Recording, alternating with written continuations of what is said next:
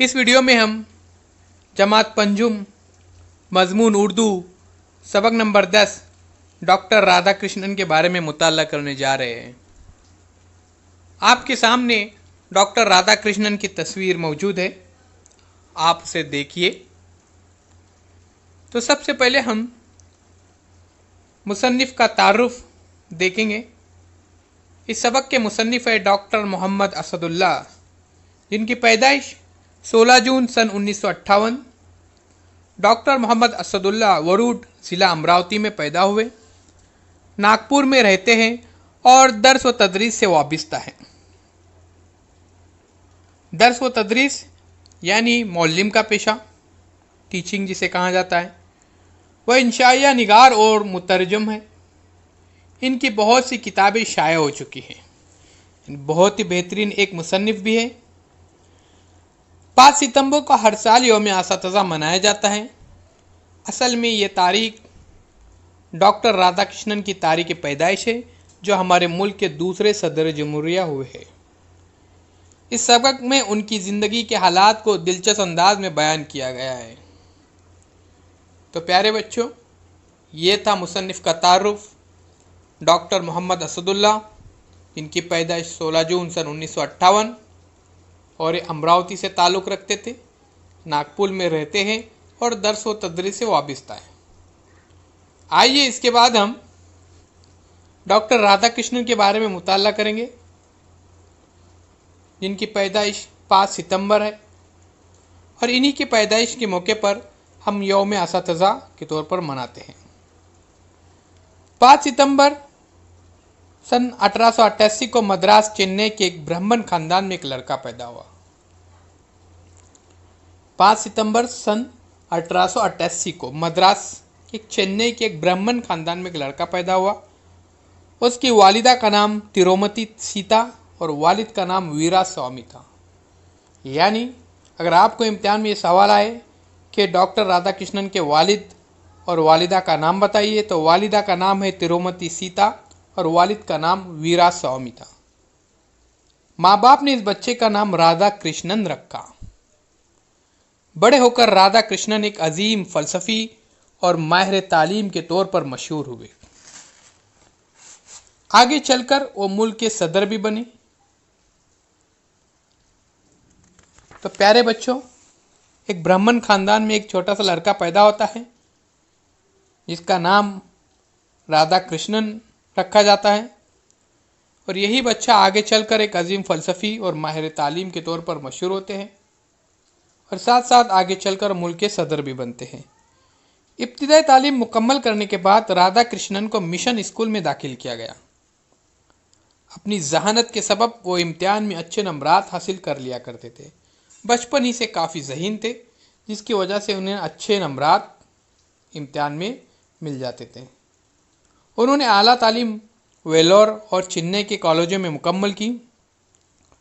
सन 1908 में फ़लसफ़े में एमए का इम्तिहान पास करके वो प्रेसिडेंसी कॉलेज चेन्नई में प्रोफेसर बन गए। एमए यानी मास्टर ऑफ आर्ट्स।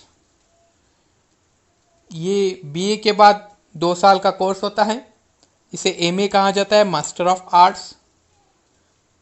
तो ये मुकम्मल करने के बाद वो प्रेसिडेंसी कॉलेज चेन्नई में प्रोफेसर बन जाते हैं। अपनी काबिलियत, सादा मिजाजी और मिलनसारी से तलबा के दिल को जीत लेते थे। जब इनका तबादला मैसूर से कलकत्ता हुआ तो अलविदा कहने के लिए तलबा ने इन्हें एक रथ पर सवार किया और उसे खींचते हुए रेलवे स्टेशन तक ले गए। डॉक्टर राधाकृष्णन ने अपने शागिर्दों की इस अकीदत और मोहब्बत से बहुत मुतासिर हुए। अब प्यारे बच्चों, जहाँ पे ये मुलाजिमत करते थे, मुलाजिमत के बाद, मुलाजिमत के दौरान ही इनका एक जगह से दूसरे जगह पर तबादला हो जाता है। तो ऐसे मौके पर तलबा बहुत गमगीन हो जाते हैं, मायूस हो जाते हैं, क्योंकि एक अच्छा उस्ताद वो खोने वाले हैं। इसी मौके पर वो क्या करते हैं, अपने उस्ताद को अलविदा कहने के लिए तलबा ने इन्हें एक रथ पर सवार किया और उसे खींचते हुए रेलवे स्टेशन तक ले गए। डॉक्टर राधाकृष्णन अपने शागिर्दों की इस अकीदत और मोहब्बत से बहुत मुतासिर हुए। डॉक्टर राधाकृष्णन एक कामयाब मुदस्सिर थे, एक कामयाब मुदर्रिस थे और मुसन्निफ भी। राधाकृष्णन एक बहुत ही बेहतरीन मुदर्रिस और मुसन्निफ भी थे, यानी साथ साथ वो किताबें लिखते थे। इनकी तसानीफ और मुरत्तब की हुई किताबों की तादाद 150 से ज़्यादा, यानी 150 से ज़्यादा इन्होंने किताबें लिखे हैं। तालिबी इल्म के ज़माने में वेदों की तालीमात से मुतल्लिक उन्होंने एक किताब लिखी। उस वक्त सिर्फ 20 बरस के थे। 20 बरस के जब ये थे तब उन्होंने एक किताब लिखी थी जो काफ़ी मशहूर हुई। उस किताब को काफ़ी पसंद किया गया था। ये किताब थी वेदों की तालीमात पर। जब आप तालिबी इल्म थे, तालिबी इल्म के दौरान ही उन्होंने ये किताब लिखे थे। उस वक्त वो सिर्फ 20 बरस के थे। उनकी ये किताब बहुत मशहूर हुई, जिसे पढ़कर राधाकृष्णन के प्रोफेसर ने इन्हें एक सनद दी थी। यह उनके लिए एक बड़ा एजाज था। उनकी एक और किताब इंडियन फिलॉसफी दुनिया भर में मशहूर हुई। पूरे दुनिया में उनकी एक और किताब मशहूर होती है, इसका नाम है इंडियन फिलॉसफी। इसी बुनियाद पर उन्हें ऑक्सफोर्ड यूनिवर्सिटी में मदऊ किया गया। अपनी तालीमी लियाकत की वजह से सन 1952 में वो इस यूनिवर्सिटी के एजाजी फेलो बनाए गए। इनके अंदर बहुत ही काबिलियत थी। काबिलियत की बिना पर इनको यूनिवर्सिटी एजाजी फेलो बनाती है, यानी जिसे एजाजी तौर पर किसी इदारे का रुकन बनाया गया हो। वो पहले हिंदुस्तानी थे जिन्हें ये एजाज हासिल हुआ। डॉक्टर राधाकृष्णन एक जादू बयान मुकर्रिर थे। जादू बयान मुकर्रिर यानी बहुत अच्छी तकरीर करने वाले, जो बहुत ही अच्छी तकरीर करते हैं उसे कहते हैं जादू बयान मुकर्रिर। वो कई ज़बानें जानते थे। फ़लसफ़े और दीगर उलूम पर उनकी गहरी नज़र थी। अंग्रेज़ी में रवानी के साथ तकरीर की सलाहियत के सबब रवानी यानी मुसलसिल जो तकरीर करते हैं, तो ये महारत इनके अंदर थी, यानी अंग्रेज़ी ज़बान में भी अच्छी तकरीर करते थे। ब्रिटिश एकेडमी ने इन्हें तकरीर की दावत दी, क्योंकि बहुत अच्छी तकरीर करते थे, इसलिए ब्रिटिश एकेडमी इनको तकरीर के लिए दावत देते नहीं। ब्रिटिश एकेडमी यानी इंग्लिस्तान में इल्म व अदब का एक बड़ा इदारा। हुकूमत हिंद की जानिब से इन्हें सन 1954 में हिंदुस्तान के सबसे बड़े एजाज़ भारत रत्न से सरफराज किया गया। सरफराज करना यानी नवाजना। सन 1954 में भारत रत्न का अवार्ड दिया गया, जो हिंदुस्तान का सबसे बड़ा अवार्ड माना जाता है। इनकी इल्मी सलाहियतों के एतराफ़ में दुनिया की 17 यूनिवर्सिटियों ने इन्हें डॉक्टरेट की डिग्री से नवाजा। डॉक्टरेट यानी किसी इल्म में महारत की वजह से दी जाने वाली सनद, सर्टिफिकेट, उसे कहा जाता है डॉक्टरेट। तो इनके इल्म के मर्तबे को देखते हुए दुनिया के मशहूर 17 यूनिवर्सिटियों ने इन्हें डॉक्टरेट की डिग्री से नवाजा। साथ ही साथ ब्रिटिश एकेडमी ने भी इन्हें तकरीर की दावत दी थी, क्योंकि बहुत ही असर अंगेज़ तकरीर करते थे और अंग्रेज़ी ज़बान में भी रवानी के साथ तकरीर करने की इनके अंदर महारत थी। आइए इसके बाद प्यारे बच्चों अगला पैराग्राफ देखते हैं। डॉक्टर राधाकृष्णन ने अपनी सारी ज़िंदगी इल्मी खिदमात के लिए वक्फ कर दी। वक्फ कर देना यानी कुर्बान कर देना। इन्हें अपने पेशे पर बड़ा नाज था। इनका पेशा कौन सा था? बिल्कुल सही आपने पहचाना, इनका पेशा था टीचिंग का, मुदर्रिस का, दर्स और तदरीस का। वो फ़क्र से कहा करते थे, मैं एक मुदर्रिस हूँ। उनकी ख्वाहिश थी कि उनकी पैदाइश के दिन को यौम असातिज़ा के तौर पर मनाया जाए। इनकी इस ख्वाहिश के एहतराम में हमारे मुल्क में 5 सितंबर सन 1962 से यौम असातिज़ा मनाया जाता है। ये भी सवाल आपको इम्तिहान में पूछा जा सकता है, तो ध्यान में रखिए। 5 सितंबर डॉक्टर राधाकृष्णन की पैदाइश का दिन, इनकी ख्वाहिश के मुताबिक यौम असातिज़ा के तौर पर इस दिन को मनाया जाता है और ये 5 सितंबर 1962 से ये दिन मनाया जा रहा है। इस मौके पर मरकज़ी और रियासती हुकूमतें, जैसे मरकज़ यानी जो दिल्ली के अंदर हुकूमत होती है, और रियासत यानी जैसे अलग अलग रियासतें, हमारे महाराष्ट्र के सतह पर अलग रियासतें, तो महाराष्ट्र की हुकूमत हुई, तो इस तरह से महाराष्ट्र की हुकूमत यानी रियासती हुकूमत।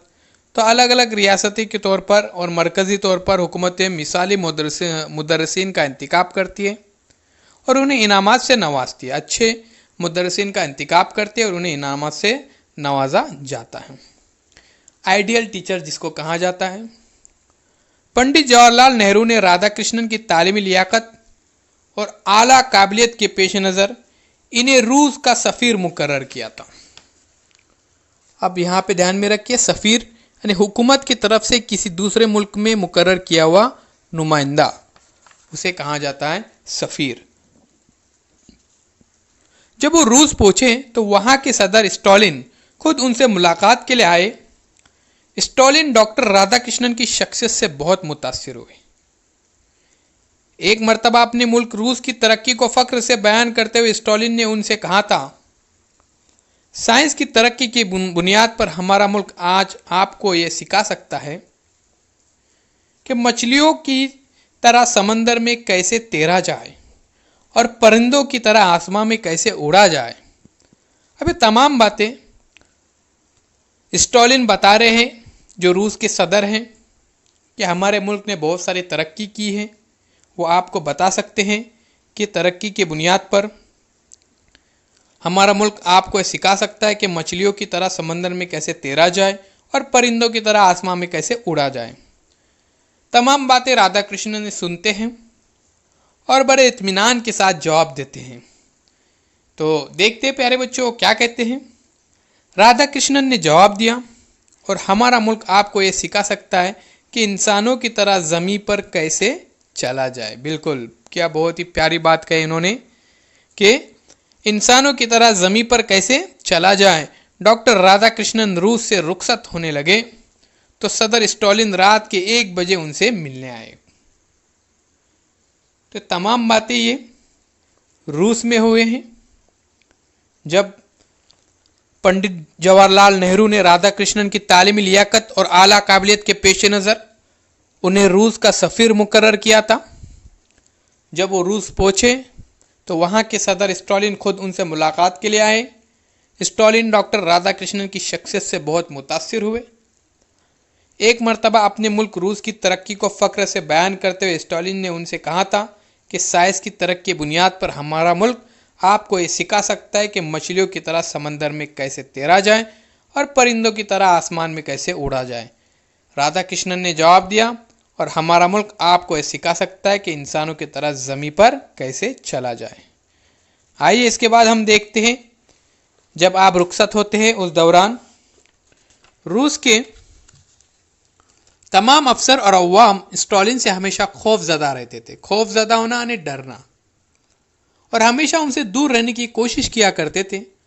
इस मुलाकात के दौरान डॉक्टर राधा कृष्णन ने बड़ी शफकत और मोहब्बत से स्टालिन के सर पर हाथ फेरा और पीठ को थपथपाया तो उनकी जबान पर से बेसाख्ता अल्फाज आए,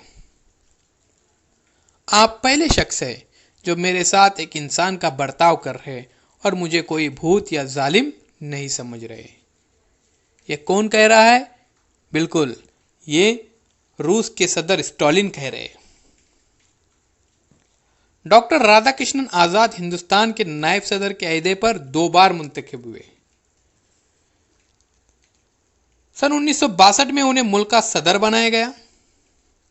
सदारत के अहदे की मुद्दत पूरी होने के बाद वो मुस्तकिल तौर पर चेन्नई में रहने लगे थे। 17 अप्रैल सन 1975 को दिल की हरकत बंद हो जाने से उनका इंतकाल हो गया।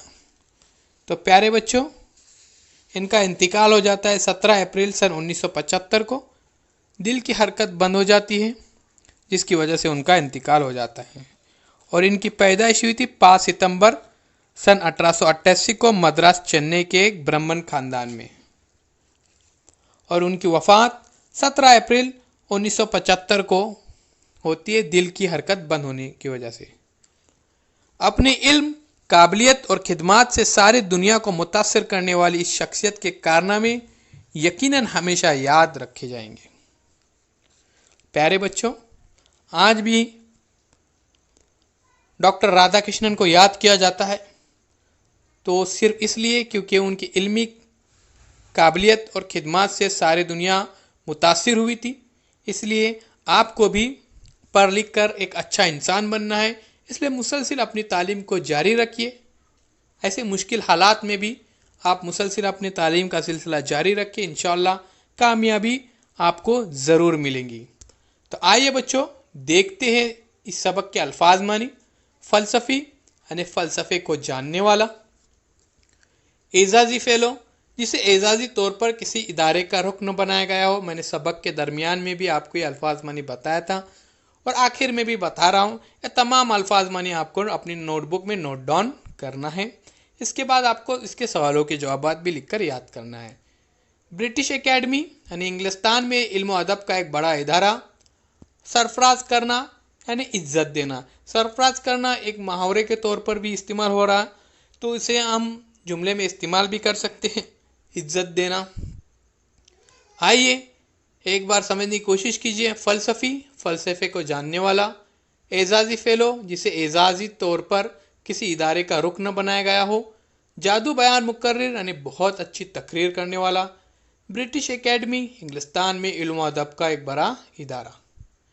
फिर डॉक्टरियत यानी दुनिया के 17 यूनिवर्सिटियों ने डॉक्टर राधा कृष्णन को डॉक्टरेट की डिग्री से नवाजा था। तो डॉक्टरेट यानी किसी इल्म में महारत की वजह से दी जाने वाली सनत। वक्फ कर देना, लगा देना या दे देना। सफ़ीर यानी हुकूमत की तरफ से किसी दूसरे मुल्क में मुकर्रर किया हुआ नुमाइंदा, जिसे कहा जाता है सफ़ीर।